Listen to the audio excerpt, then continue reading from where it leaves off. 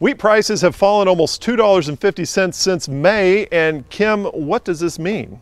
Well, let's go back to February of 2011 when wheat prices were $9.90. From February 11 until May of 12, they fell to $6, hit that $6 level.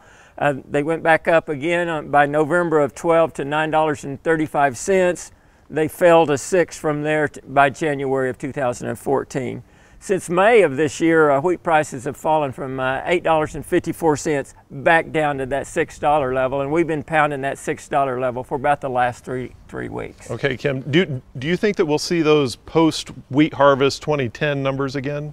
Well, it's possible. Right now, in the short run, we're moving in a sideways pattern between $6 and $6.70. If we break through that, say next Tuesday, close below it, then I think we're going to go on down. The support levels I've got below $6 are about $5.50, then to $5, and then to $4.50. I think $4.50 would probably be close to the bottom price that we'd see, say, over the next 12 to 18 months. Okay, we didn't have a great wheat crop in Oklahoma this last year. Shouldn't the prices be going up? You'd expect that with a below average U.S. wheat crop, with below average U.S. ending stocks, with below average, well below average hard red winter wheat stocks. But as we've discussed recently on Sun Up, our price is determined on the world market, and the world is producing a lot of wheat. Okay, let's talk about the WASDE report. This just came out this last week. What all did you find in it? Well, if you look at the report, there are some surprises in it. We was talking about world wheat production. They increased it from 26.1 billion bushels to 26.5 billion bushels. And I think that's a surprise to the market. World ending stocks increased from 7.1 to 7.2 billion bushels. U.S. ending stocks was increased from 663 to 698, so an increase. All negative information there that could have a negative impact and help us break that $6 level.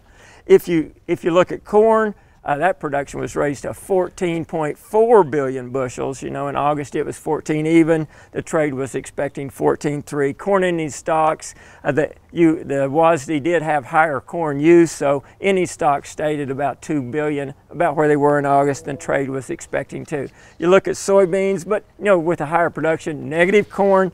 You look at soybeans, again, increased production. 3.91 billion bushels. Last month was 3.8. Ending stocks to 475 million. Last month with 430. Again, negative information for wheat, corn, and beans. Okay, what are the price predictions according to Kim Anderson? Well, we're going to watch that on wheat. We're going to watch that $6 level. If we break that and we're down below it on Tuesday of next week, then I think we're going to take it on down another 20 to 30 cents, maybe down to that $5.50 level. Corn prices, they were already weak. The ending stocks didn't change. The USDA yields were above the trade expectations. Might get a little hit on corn, but I don't think a big hit there. Soybeans, I think it'll take a bigger hit than either corn or wheat. Okay, if producers were doing the third, and a third at harvest, should they still be moving into that second, third right now? Yeah, well, I'd still be following that. The second, third should be late September, early October.